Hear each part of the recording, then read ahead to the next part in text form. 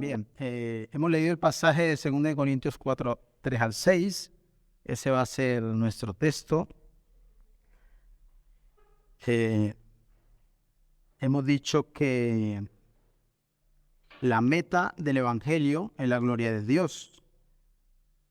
Cuando nosotros leemos la Biblia, vemos cómo nos muestra, por llamarlo así, dos bandos. ¿Eres de uno o eres del otro? ¿Están las tinieblas o están la luz? ¿No? Juan 3:19 dice que las tinieblas vino al mundo, pero las tinieblas no quisieron, no lo aborrecieron, porque sus obras eran malas. Colosenses 1:13 dice que Él nos ha trasladado de la potestad de las tinieblas al reino de su Hijo amado, ¿no?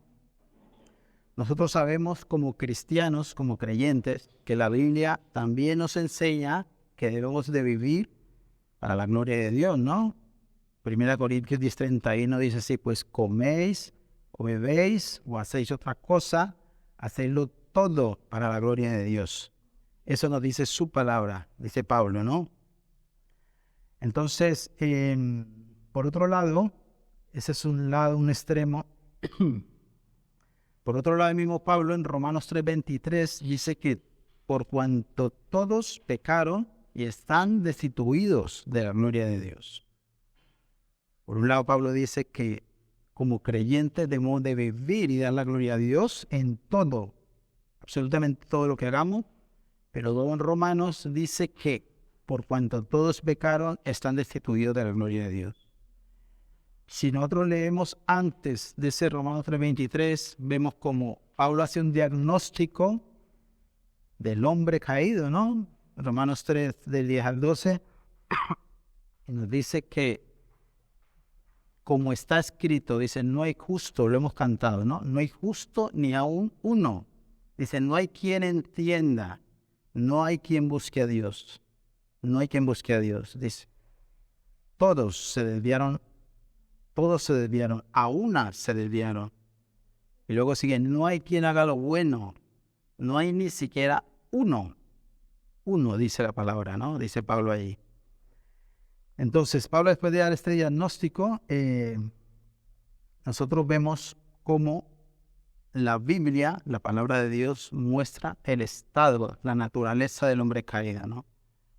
Nosotros podemos escuchar y ver por medio de conceptos humanistas que en verdad se puede ver personas moralmente buenas, pueden hacer cosas superficiales ante el prójimo, en todo lo que ellos se puedan mover, pero lo ven como algo que es superficial, ¿no? Algo sí se acepta que nosotros somos, que nadie es perfecto, que cometemos errores, pero esas malas acciones están direccionadas a algo exterior muy superficial, ¿no? Algo muy superficial que afecta a nuestro carácter, que afecta nuestras decisiones, y todo esto nos lleva a equivocarnos, pero no lo ven como algo inherente, ¿no? Que está dentro de nosotros, dentro del núcleo, de la raíz de nuestro corazón.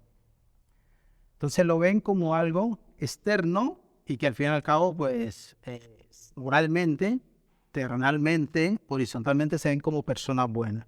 El problema, ¿dónde está? Que si nosotros levantamos la mirada y vemos la norma suprema del carácter santo de Dios, ese Dios 3 veces santo, ahí está el problema, ¿no? Y si lo vamos a comparar, si ese es el baremo de lo que la palabra de Dios nos dice, pues como dice un comentarista, esa bondad terrenal va a estar corrupta y se ve hasta la médula, ¿no? Repetimos, vemos personas que tienen acciones buenas para con otras, pero el problema es que se mide con el baremo de otro hombre, ¿no? La norma suprema de ese carácter santo de Dios, en lo que la Biblia nos enseña que Dios demanda de su creación, ¿no? Nosotros como hechos a imagen de Él. Entonces, cuando Pablo habla en Romanos, esto incluye a toda la humanidad de todos los tiempos, ¿no? Todos los que están los que están por venir y los que están naciendo también. David dice en el Salmo 51, 5, he aquí, en maldad he sido formado, y en pecado me concibió mi madre. Entonces, por causa de esta condición, la Biblia da un veredicto. Hemos leído en Efesios que estamos muertos en delitos y pecados. Muertos. Está el reino de la luz, el reino que da vida, y el reino de las tinieblas. Ese reino de luz es eterno porque es un rey de reyes eterno. Y ese reino, por llamarlo así, de tinieblas, es un reino no duradero, es un reino temporal que está gobernado por el Rey de Reyes, ¿no? He hecho mirado en Google una estadística en cuanto a los nacimientos que ocurren en el mundo, ¿no? El jueves estoy más hablando de los habitantes que tiene, el mundo, y sobre 8.000 millones de personas habemos actualmente en este planeta, ¿no? Y luego, mirando la estadística de las personas que nacen, los nacimientos que hay, si lo llevamos a minutos, en un minuto hay un promedio de 260 a 300 nacimientos en el mundo. Si lo llevamos a segundos, de 4 a 5 nacimientos. En este momento están naciendo 4 o 5 niños en este mundo, ¿no? Y si lo trasladamos a 24 horas, son 380, 400.000 niños, ¿no? Eso es lo que nos dicen las estadísticas. Y la palabra de Dios da un veredicto sobre toda persona creada con naturaleza caída, ¿no? Todos están muertos en delitos y pecados, ¿no? Los niños que están sin recibir ese don de la vida eterna, la ira de Dios está sobre ellos, ¿no? Eso es lo que la palabra de Dios nos enseña. Lo suelen llamar los angelitos caídos, ¿no? Sabemos que Dios es grande, bueno y misericordia, y nos provee los medios, ¿no? Para que nosotros podamos ser instrumentos en sus manos, para que ellos puedan llegar a tener ese don de la vida eterna, ¿no? Es nuestra confianza y nuestra seguridad en ese Dios todopoderoso, ¿no? Son cosas que nosotros debemos de tener claras y que nos debe llevar a ser como ejemplo para ellos en sus vidas, ¿no?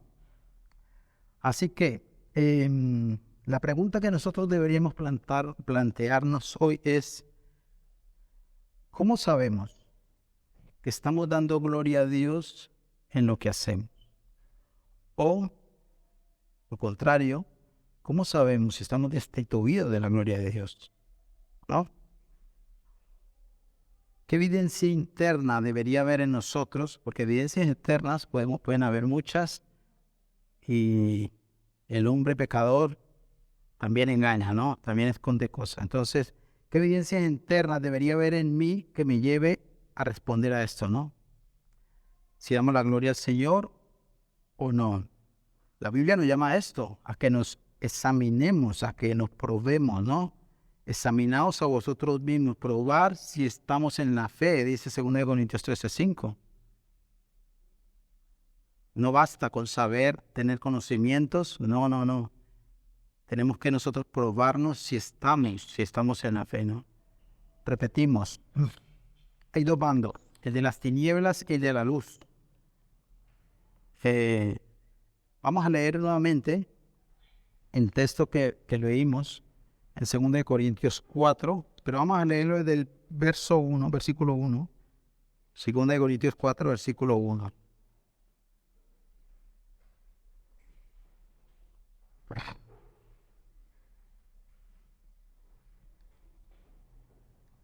Dice: por lo cual, teniendo nosotros este ministerio, según la misericordia que hemos recibido, no desmayamos, Antes bien, renunciamos a lo oculto y vergonzoso, no andando con astucia ni adulterando la palabra de Dios, sino por la manifestación de la verdad, recomendándonos a toda conciencia humana delante de Dios. Pero si nuestro evangelio está aún encubierto, entre los que se pierden está encubierto, en los cuales el Dios de este siglo cegó el entendimiento de los incrédulos, para que no le resplandezca la luz del evangelio de la gloria de Cristo, el cual es la imagen de Dios. Porque no nos predicamos a nosotros mismos, sino a Jesucristo como Señor y a nosotros como vuestros siervos por amor de Jesús. Porque Dios, que mandó que de las tinieblas resplandeciese la luz, es el que resplandeció en nuestros corazones para iluminación del conocimiento de la gloria de Dios en la faz de Jesucristo. Muy bien, para poner en contexto el texto que hemos leído y que vamos a meditar, Pablo dice que por lo cual teniendo nosotros este ministerio, según la misericordia que hemos recibido. ¿De qué ministerio está hablando Pablo? Si nosotros vamos al capítulo 3, vemos como Pablo contrasta su ministerio con el de Moisés, ¿no? Y a su vez hace un contraste del antiguo pacto con el nuevo pacto. El antiguo pacto con el nuevo pacto. Mira 2 Corintios 3, el 3, 4 al 6 también dice, y tal confianza tenemos mediante Cristo para con Dios, no que seamos competentes por nosotros mismos para pensar algo como de nosotros mismos, sino que nuestra competencia proviene de Dios, el cual asimismo nos hizo ministros competentes de un nuevo pacto, no de la letra, sino del espíritu, porque la letra mata, mas el espíritu vivifica. Pablo se refiere a ese ministerio del nuevo pacto, ¿no? Dios lo hizo ministro de ese nuevo pacto, del pacto con el espíritu. Entonces, en contraste con el de la letra, sabemos que la ley, ahí se refiere Pablo a la ley, ese ministerio de muerte, ministerio de condenación, que es el antiguo pacto. El antiguo pacto es la ley que Dios le dio al pueblo de Israel en el monte Sinaí, a Moisés, y luego, al llamarse el ministerio de muerte, el ministerio de condenación, no porque la ley sea mala, no. El problema es que esa ley nos lleva por nuestro pecado a condenación, a muerte, ¿no? Es nuestro pecado y nuestra incapacidad de cumplirla la que nos condena. Pero la ley es santa porque la ley es el carácter de Dios.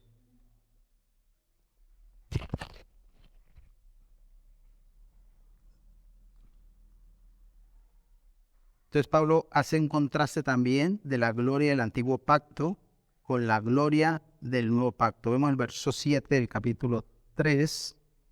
Dice, y si el ministerio de muerte grabado con letras en piedra fue con gloria, tanto que los hijos de Israel no pudieron fijar la vista en el rostro de Moisés a causa de la gloria de su rostro, la cual había de perecer. Fue fijado, ¿no? Un velo para que ellos no podían ver esa gloria porque había de perecer, una que se desvanecía. Y luego la gloria del nuevo pacto del 8 al 9 dice, ¿cómo no será más bien con gloria el ministerio del Espíritu? Porque si el ministerio de condenación fue con gloria, mucho más abundará en gloria el ministerio de justificación, ¿no? Entonces ahora sabemos Pablo a qué hace referencia, ¿no? Es el ministerio, ese nuevo pacto, el ministerio del Espíritu que da vida a ese ministerio que es por la obra redentora de Cristo, ¿no? Ese ministerio de reconciliación, donde también habla en 2 Corintios 5, esa reconciliación que Dios hace por medio de su Hijo para con nosotros, ¿no?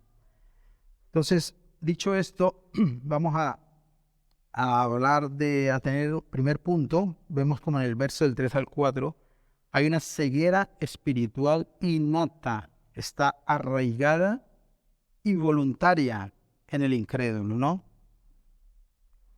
Está arraigada en el incrédulo.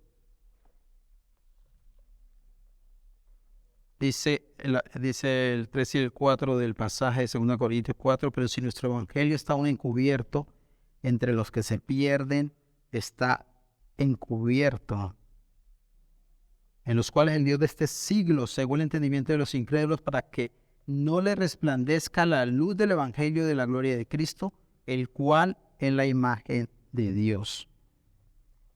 Sabemos que el evangelio es la buena noticia, ¿no?, que nos anuncia perdón, reconciliación y vida eterna. Eso anuncia el evangelio, ¿no?, por medio de la obra de nuestro Señor, que, por supuesto, es por medio de la fe en Cristo, esa fe que nos es dada, ¿no? Como hemos leído también en Efesios, anuncia la persona y la obra de Cristo como nuestro único Salvador. A eso lo llamamos el llamado externo de Dios. El Evangelio es proclamado, es anunciado. Hay un llamado general que se hace a todas las personas. Dios no hace excepción de personas para que no reciban el Evangelio. No, el Evangelio se proclama a todo el mundo, ¿no?, a todas las personas, sea de una u otra manera, pero se proclama. Si nosotros volvemos al texto 2 de Corintios 3, leemos el 14 y el 15, dice Pablo, pero el entendimiento de ellos, está hablando de los judíos, está hablando del Antiguo Testamento, del Antiguo Pacto, pero el entendimiento de ellos se embotó, porque hasta el día de hoy, cuando leen el Antiguo Pacto, les queda el mismo velo no descubierto, el cual por Cristo es quitado. Y aún hasta el día de hoy, cuando se lee a Moisés, el velo está puesto sobre el corazón de ellos, ¿no? Está puesto sobre el corazón de ellos. Dijimos al comienzo que no, que por mucha teología, sabemos que Dios da dones a las personas, sea para sus propósitos. Hay personas más inteligentes, hay personas que tienen más limitaciones, pero si una persona tiene buena comprensión de lectura, tiene buen razonamiento, hay cosas en la Biblia que se pueden entender, se pueden comprender, ¿no? Conceptos, datos, se pueden entender. Y lo triste de esto es que hay personas como estas que están en la iglesia, ¿no? Personas que conocen, dicen conocer a Dios, pero al fin y al cabo son datos que conocen de Dios. Que como veremos, el conocer a Dios, el conocer la gloria de Dios, no se trata de datos, no se trata de conceptos, sino de persona, algo objetivo como es la persona de Cristo, ¿no? Entonces, este mismo llamado es el que Dios usa, el Evangelio, la persona, la obra de Cristo, es el llamado del Evangelio también que obra fe en el corazón de sus elegidos. Hay un llamado general y luego, por medio del Evangelio, pero ese mismo llamado es el que Dios usa para poder llevar a sus pies a sus elegidos, ¿no? Lo decimos en otras palabras, se predica el Evangelio, a nosotros nos es visible. ¿Por qué nos es visible? Porque se nos ha quitado el velo. Porque Dios ha obrado fe en nuestros corazones, ¿no? Para el incrédulo está encubierto, está velado. Dice que porque no nos predicamos a nosotros mismos, el 3, pero si nuestro Evangelio está aún encubierto, se predica el Evangelio, está encubierto, entre los que se pierden está encubierto, para nosotros no está encubierto. Porque si el Evangelio, por medio del Evangelio, Dios nos ha dado fe y nos ha quitado el velo, el Evangelio sigue trabajando en nosotros, nos santifica. Eso es lo que se llama la santificación progresiva.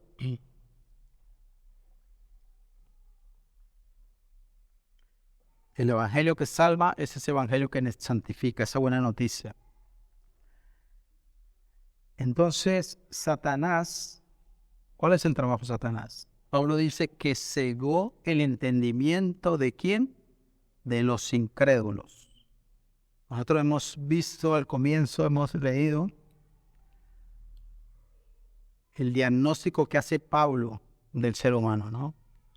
No hay quien busque a Dios, no hay quien entienda, no hay quien haga lo bueno, no hay ni uno.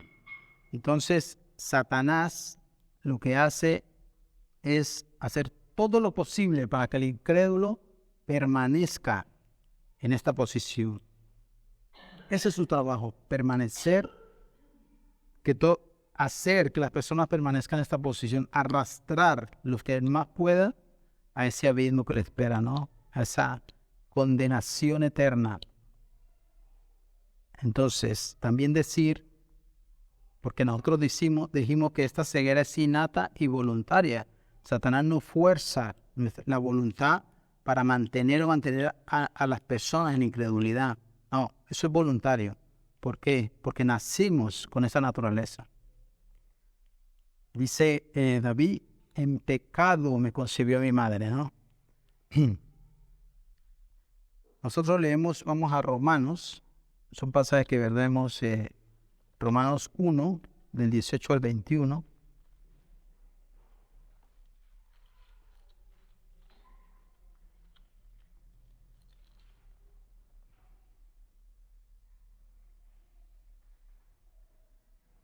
Romanos 1 del 18 al 21 dice el apóstol,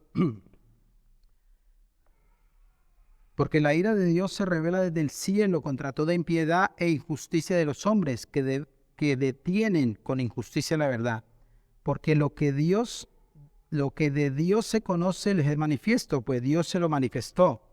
Porque las cosas invisibles de Él, su eterno poder y deidad, se hacen claramente visibles desde la creación del mundo, siendo entendidas por medio de las cosas hechas, de modo que no tienen excusa. Pues habiendo conocido a Dios, no le glorificaron como a Dios, ni le dieron gracias, sino que se envanecieron en sus razonamientos y su necio corazón fue entenebrecido. Nacemos en pecado, no somos forzados a no dar gloria a Dios, lo hacemos voluntariamente, pero ya veremos cómo Dios usa a través de su palabra ver que el hombre es culpable de su condición, ¿no? El hombre es culpable. La palabra, el evangelio se predica, ¿no? Entonces el trabajo de Satanás, como hemos leído en el pasaje nuestro, versículo 4, es para que no le resplandezca la luz del evangelio de la gloria de Cristo, el cual es la imagen de Dios. El evangelio es la gloria de Cristo, el cual es la imagen de Dios. Nosotros en nuestra vida cotidiana sabemos que cuando tenemos un proyecto de algo muy simple, ¿no? La mayoría saben aquí que yo soy carpintero, un pequeño taller. Si yo tengo un propósito de hacer una puerta de madera, pues yo sé que tengo que empezar a cortar la madera, pero tengo un objetivo trazado, ¿no? Tengo que empezar por comprarla, cortarla, fabricarla y llegar al objetivo que es la madera, ¿no? Hay un medio, un método y hay una meta. No puedo pensar en una meta sin un medio adecuado, porque si yo quiero hacer una puerta de madera, no voy a comprar bloques y no voy a comprar cemento. Tiene que comprar madera para hacer una puerta de madera. Pues así mismo la salvación, ¿no? El Señor obra por medio de la predicación del Evangelio, nos produce fe. El Evangelio es el que produce la fe para salvar vidas, con el gran objetivo de llevar la gloria a Dios, ¿no? Entonces,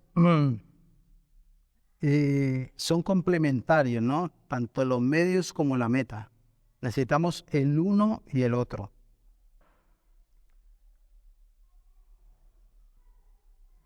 En el verso 5 dice, y por quien recibimos, estamos en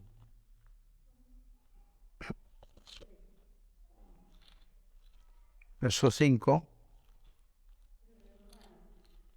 No, volvamos al pasaje. 2 Corintios 4:5 dice, Porque no nos predicamos a nosotros mismos, sino a Jesucristo como Señor y a nosotros como vuestros siervos por amor de Jesús. Pablo está diciendo que Satanás sigue el entendimiento de los incrédulos, pero se predica el Evangelio para que se pueda ver la gloria de Cristo, que es la imagen de Dios. Satanás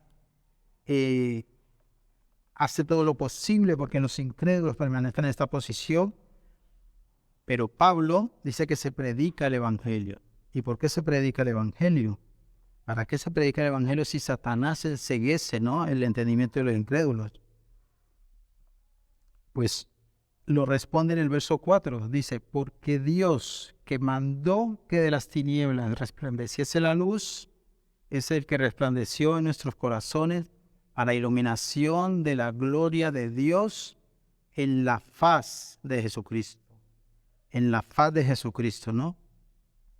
Es un cambio de muerte a vida espiritual. Estábamos muertos en nuestros delitos y pecados, y solo por medio de esta obra redentora, entonces es que Dios obra, ¿no?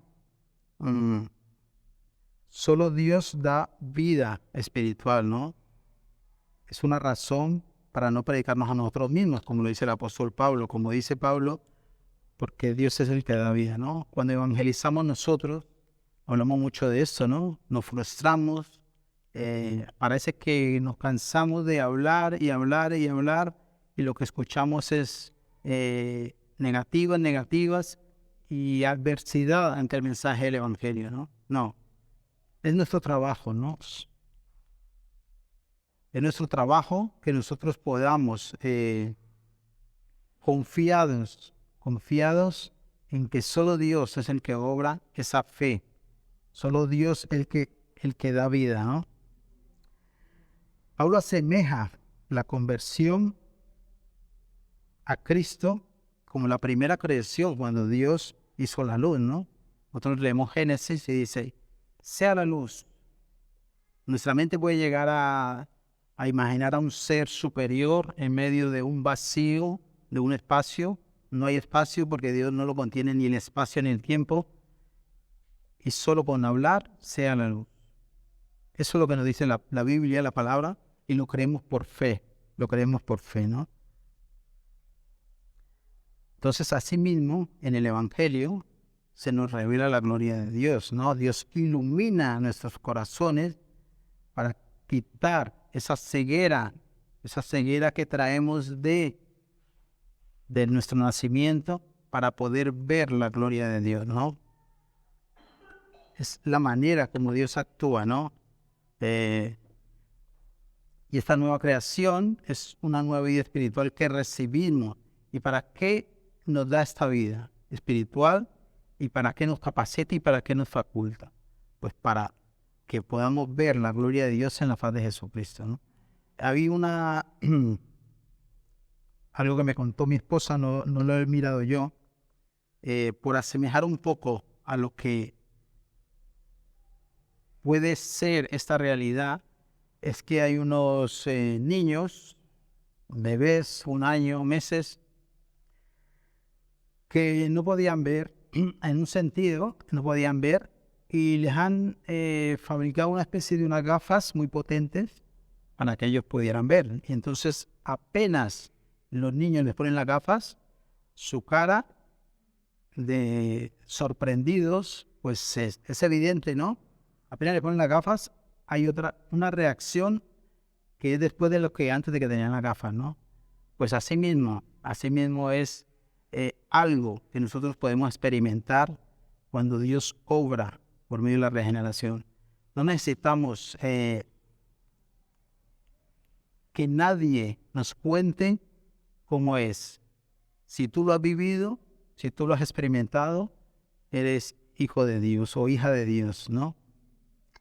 Entonces, cuando se nos ha quitado el velo, cuando pasa esta acción que es sobrenatural, se está hablando de la conversión, ¿no? Que sucede por medio de la regeneración en el Espíritu, ¿no? El Espíritu de Dios es el que nos da vista, nos da ojos para poder ver esa belleza y esa majestad de nuestro Salvador, ¿no? Tito 3:5 nos dice que no nos salvó, no por nuestras obras de justicia que nosotros hubiéramos hecho, no, sino por su misericordia, por el lavamiento de la regeneración, obra sobrenatural del Espíritu Santo, y renovación en el Espíritu. Solo Él lo puede hacer, ¿no? Dispone nuestros corazones hacia Él. No hay quien busque a Dios, dice Pablo en Romanos. Esa obra regeneradora es la que nos lleva a los pies de la cruz. John Piper define la gloria de Dios como la belleza infinita y la grandeza de sus múltiples perfecciones. La grandeza infinita es la expresión pública de su santidad, ese Dios 3 veces santo, y de sus múltiples perfecciones, ¿no? Estamos estudiando los atributos de Dios. Nosotros hablamos de la omnisciencia, omnipotencia, y decimos, esto solo lo tiene Dios, a un Dios que es todopoderoso, un Dios que es presente en toda su creación al mismo tiempo, y un Dios que conoce todas las cosas, pasado, presente y futuro a la vez. Nada tiene que aprender Dios, Él lo sabe todo, ¿no?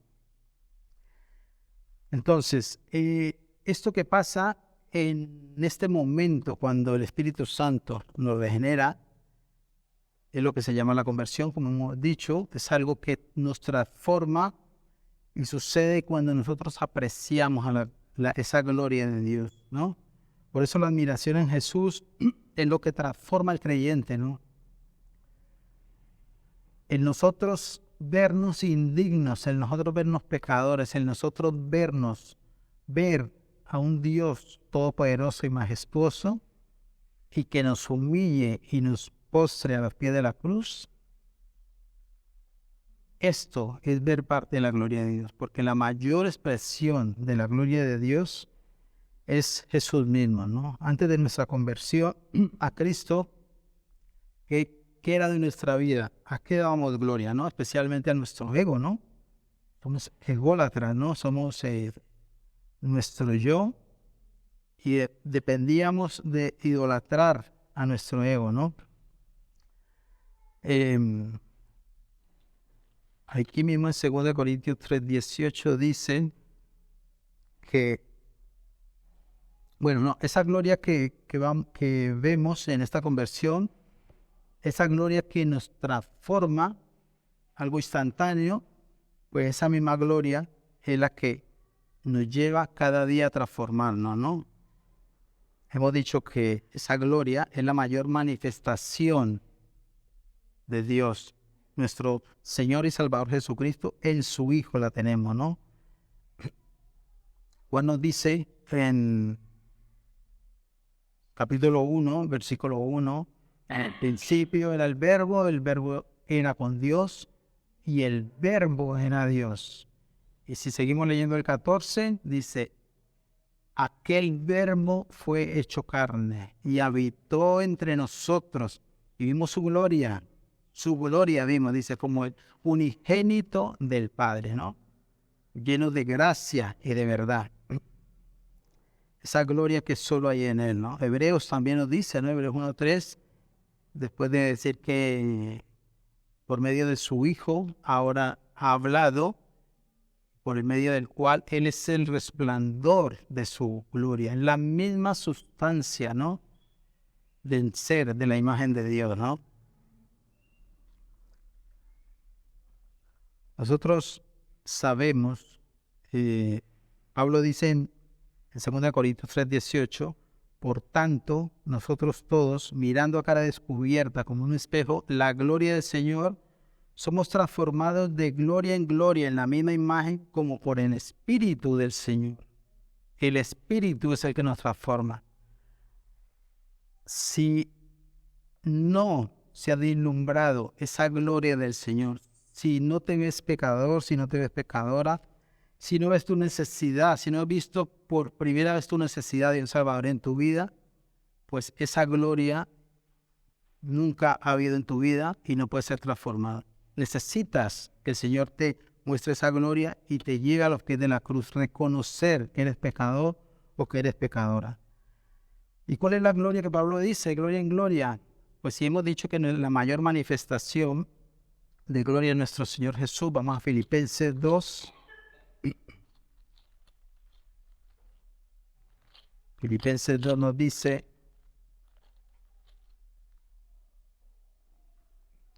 del 6 al 8, dice, el cual, siendo en forma de Dios, no estimó a el ser igual a Dios como cosa que aferrarse, sino que se despojó a sí mismo, tomando forma de siervo, hecho semejante a los hombres, y estando en la condición de hombre, se humilló a sí mismo, haciéndose obediente hasta la muerte y la muerte de cruz. Esa es la mayor manifestación de Dios para con su pueblo, y esa gloria que vemos en su palabra, la vemos a través de leer un versículo, de leer un devocional.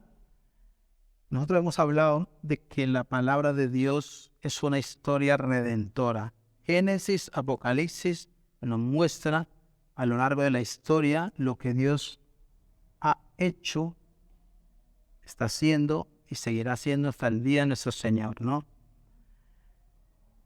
Ver la gloria de Cristo como persona es ver historia de Jesús, es ver los milagros que hace el Señor, es ver a Jesucristo en acción en ese tiempo que estuvo aquí con nosotros, ¿no?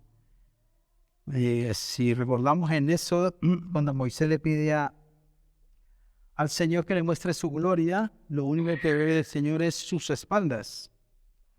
Y Pablo dice que por medio del Evangelio se nos ha quitado el velo. ¿Y para qué? Para iluminación del conocimiento de la gloria de Dios. Es el verso 6 del texto que estamos hablando. ¿Y dónde está? En la faz de Jesucristo. En la faz de Jesucristo. Entonces somos transformados de gloria en gloria. ¿Qué es? Como un espejo. ¿Cuál es el espejo? La palabra de Dios. Que la palabra de Dios sea en nosotros ese instrumento valioso y único, por decirlo así, que nos transforme. Sabemos que el Señor obra por medio de libros buenos que nosotros podemos leer, canciones que alaben, que canten el Evangelio, pero la palabra es la que tiene poder para cambiarnos y transformarnos. La historia redentora, una historia que empieza en Génesis y termina en Apocalipsis, ¿no? No hay nada que no esté determinado y decretado por el Señor.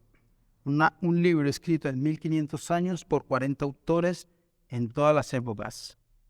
Y todo va apuntando a lo mismo, ¿no? El personaje central es Cristo.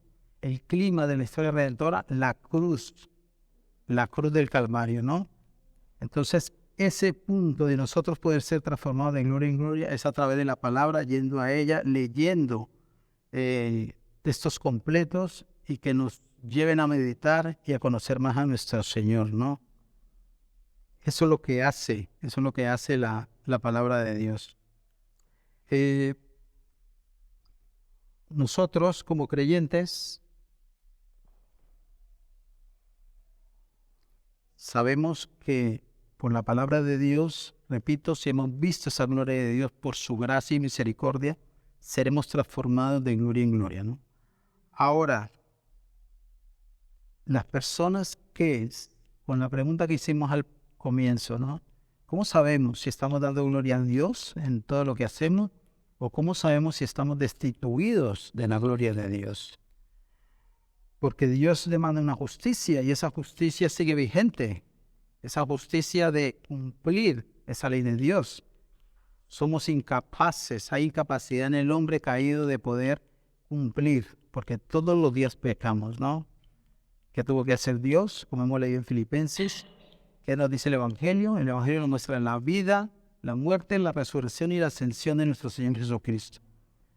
Nuestra incapacidad nos llevó a que Dios mismo en la segunda persona de la Trinidad tuviera que descender, humillarse, vivir esa vida que no podíamos vivir, morir en la cruz por nosotros, el justo por los injustos, como dice Pedro en su carta, el justo por los injustos, y poder darnos esa justicia que en nuestra fuerza es imposible tenerla, ¿no?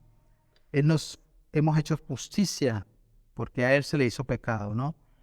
Dice Filipenses 2, 9, 11, lo que estábamos leyendo, dice que por lo cual Dios también lo exaltó hasta lo sumo y le dio un nombre que es sobre todo nombre, para que en el nombre de Jesús se doble toda rodilla de los que están en los cielos y en la tierra y debajo de la tierra, y toda lengua confiese que Jesucristo es el Señor, para la gloria de Dios Padre. Nosotros, como creyentes, damos la gloria a Dios. Si hay aquí personas que no den la gloria a Dios, que el Señor, en su bondad y en su amor, quite ese velo que encubre a una persona incrédula para que pueda dar gloria a Dios. Porque si llega a este día de este pasaje que estamos leyendo, va a ser demasiado tarde. Tarde o temprano, toda la creación, todo ser creado dará la gloria a Dios. Eso es lo que nos enseña la palabra, ¿no? Concluimos diciendo que el Evangelio no es suficiente escucharlo una vez, escucharlo 2 veces, escucharlo 20 veces. No, el Evangelio es suficiente escucharlo por siempre, por siempre. Yo uso un poco como la analogía en el buen sentido de la palabra, que el Evangelio es como algo crónico. Sabemos que cuando se usa la palabra crónico es para las enfermedades, algo que no tiene cura, algo que te basta en un sentido y te frustra, sabes que te vas a morir de eso algún día, ¿no?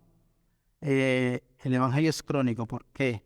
El Evangelio es necesario para el que Dios alumbrado ha dado luz para santificarlo. El Evangelio es necesario para el incrédulo. ¿Por qué? Porque el Evangelio es el que quita el velo. El Evangelio es el medio que Dios usa para llevar al incrédulo a luz, de la potestad de las tinieblas al reino de su Hijo amado. Esa luz admirable que solo hay en Cristo. Que el Señor pueda orar en nuestros corazones, santificando y salvando, ¿no?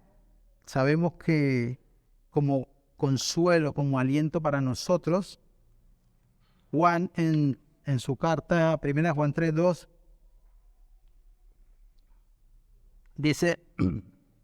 dice, amados, ahora somos hijos de Dios. Dice 1 Juan 3:2, ahora somos hijos de Dios.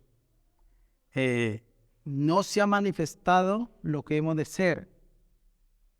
Cuando se manifieste Él, seremos lo que hemos de ser. Le veremos, seremos semejante a Él y le veremos tal como Él es. Seremos semejante a Él y le veremos tal como Él es. Esto tiene que ser glorioso, una esperanza gloriosa de saber que un día estaremos con el Señor por siempre, ¿no? Estaremos gozosos no habrá queja, no habrá llanto, no habrá malos pensamientos, porque disfrutaremos de Él por siempre. Y luego sigue diciendo que si nosotros tenemos esta esperanza, dice, y tal esperanza, las personas que tienen esta esperanza en Él, se purifican a sí mismos, así como Él es puro. Tenemos una responsabilidad. Sabemos que Dios, el Señor, es el que pone el querer como el hacer, pero Él nos purifica y debemos santificar nuestra vida, ¿no? A la luz de la palabra. Este libro que nos lleva y nos guía por siempre, ¿no? Que podamos ser esos hijos amados que dan gloria a nuestro Señor. Si somos de los que hemos sido salvados y damos gloria a Dios, que el Señor nos santifique para ello. Y si no, que el Señor obre en los corazones para que se puedan deleitar en lo que es el Dios Todopoderoso. Él traerá a los suyos, tarde o temprano lo hará. Que sean de los que están con nosotros para la gloria de nuestro Señor. Vamos a orar.